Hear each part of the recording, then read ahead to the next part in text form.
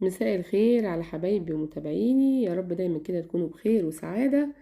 النهاردة فيديو جديد ووصفة جديدة، هنعمل مع بعض بقى البكاكين أو البكاكين الفلاحي. هو خبز كده ريتشي جدا، مناسب لأيام المدارس والسندوتشات أو أي وقت. بيبقى سهل جدا في عمايله ومش مكلف، وكمان مغذي جدا للولاد. تابعوني بقى في الفيديو علشان تشوفوا الطريقة بتاعته سهلة جدا زي ما قلتلكم.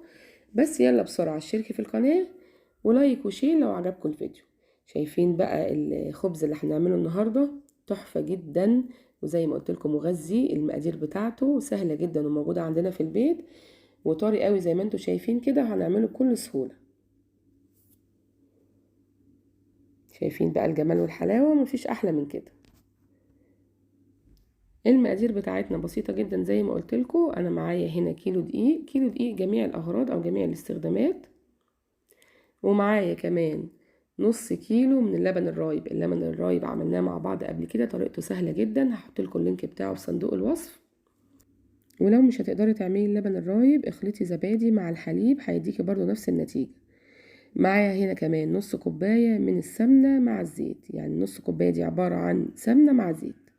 ودي قطعة خميرة، أنا بحب أستخدم الخميرة البيرة، حطيت عليها معلقة من السكر ونص كوباية من المية الدافية، وقلبتهم بالشكل ده وسبتهم كده حوالي 10 دقايق بعمل لها اختبار. عملت الفوم بتاعها، شايفين ناجحة جدا. لو عايزة تستخدمي من الخميرة الجافة استخدمي ظرفين.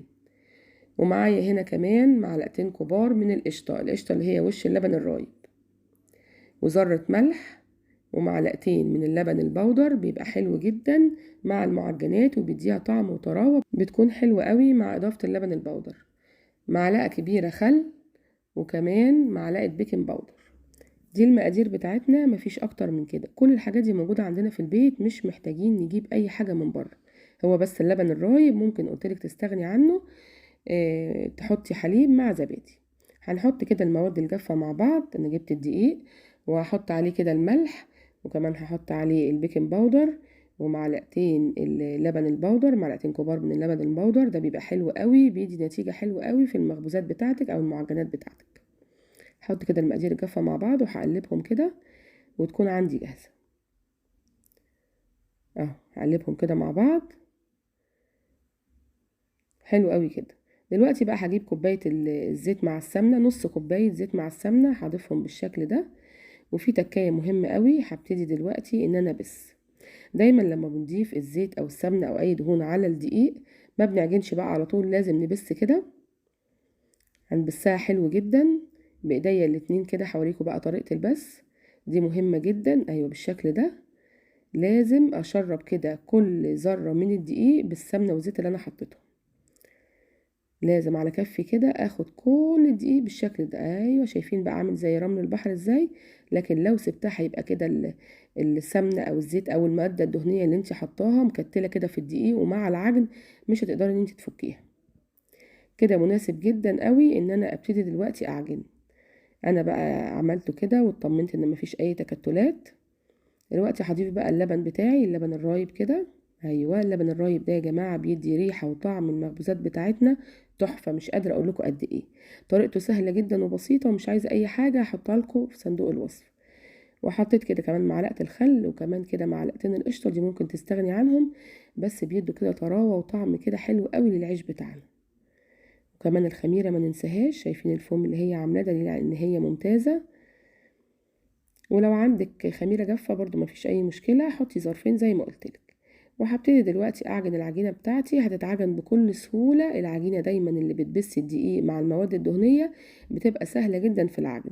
مش هستكفى بكده، هاخد العجينة بتاعتي واحطها على الرخامة كده، وهبتدي بقى اعجنها عجنة كويسة عشان تديني نتيجة حلوة.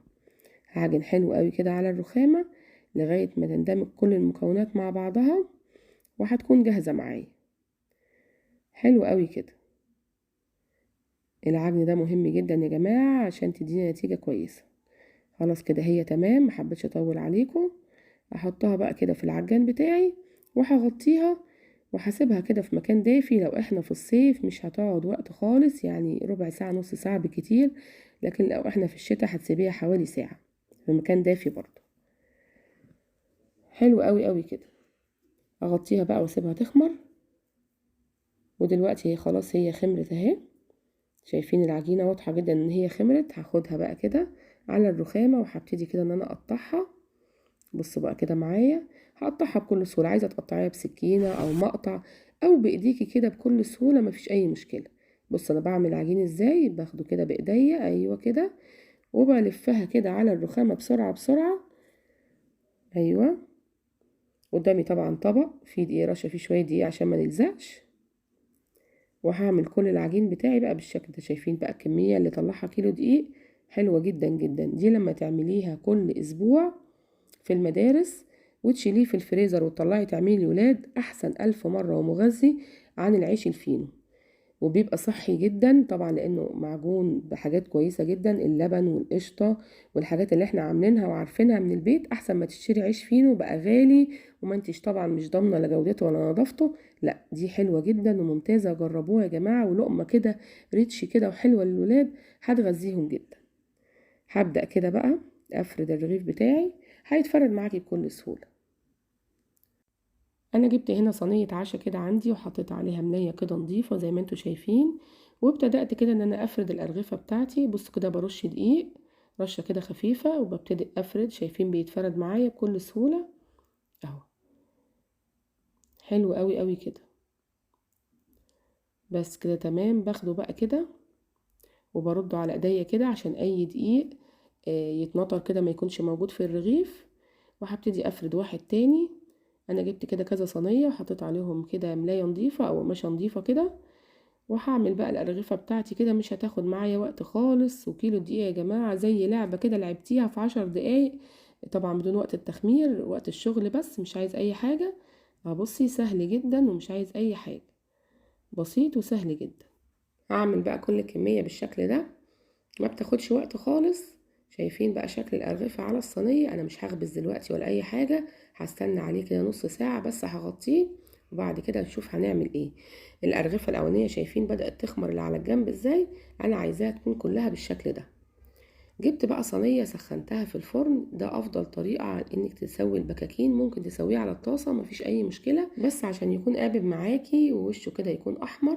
الطريقة دي حلوة جدا هقولك عليها. تسخني كده صينية في الفرن، وبعد كده تروحي مطلعاها وهي سخنة حاطة عليها الأرغفة، بعد كده بتفتحي الفرن وبتدخليها. بصوا كده انا دخلتها اهو، هسيبها مفيش بقى ايه 5 دقايق كده، هتبص تلاقي الأرغفة بتاعتك كده ارتفعت كده وبقت منفوخة، مفيش رغيف واحد مش هيترفع.